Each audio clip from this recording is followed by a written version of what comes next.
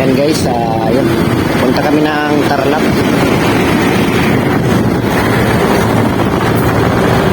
Guys, hindi kami na sunflower. Nandito na kami guys sa iwan naman na itong lugar na to guys.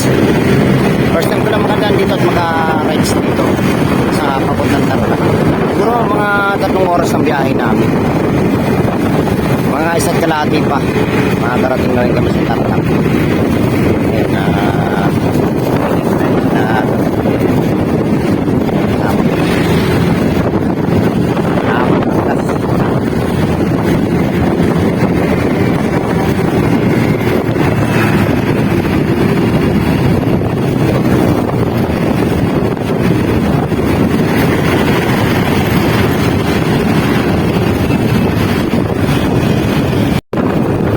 Ayan, dito kami ngayon sa Tarlac. Bili kami ng buto ng sunflower guys. Ay, medyo malayo din ang biyahe. Mga 4 na oras na kami tumatakbo. Malapit-lapit na rin. Kasama natin na si Tol Dennis at Tol Salde. Kasama natin guys. Traffic na ngayon guys. Traffic.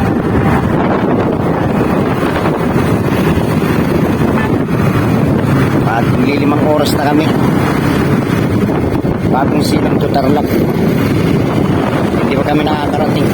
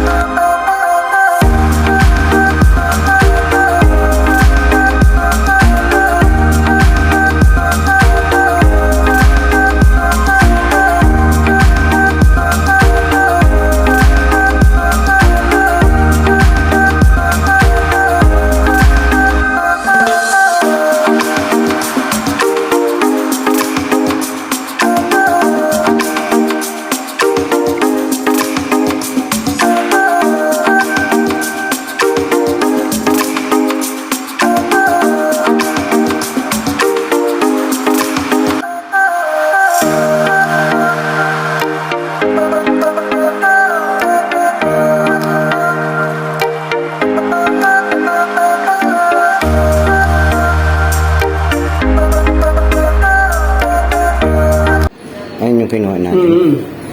Hindi din, di ba?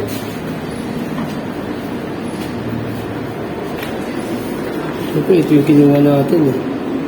Sunshine Yellow with Black Center.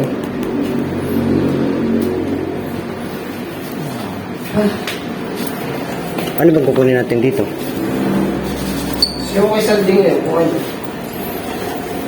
Ano? Ayun yung kinuha natin siguro. Yung Yellow Center na yan. Ay, ano? Diretso tayo dito. Dapat magpasingaw muna tayo.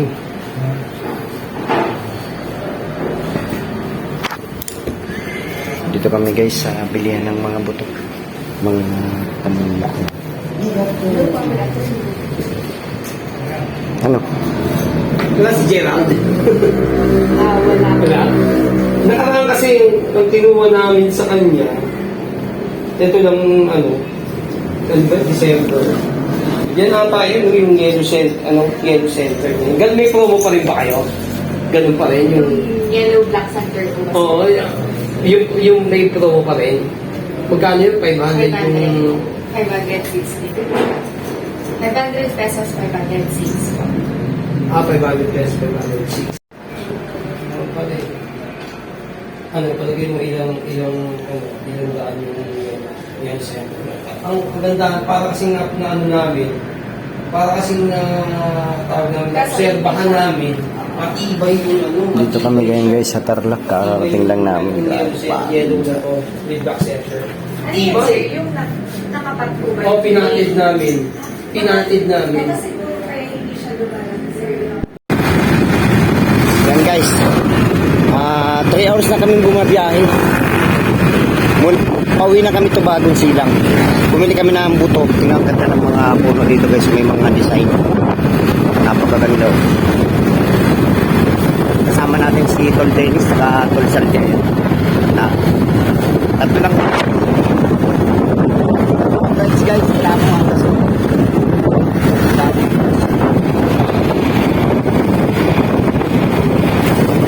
Siyempre siya, shoutout niya sa mga sulit natin followers.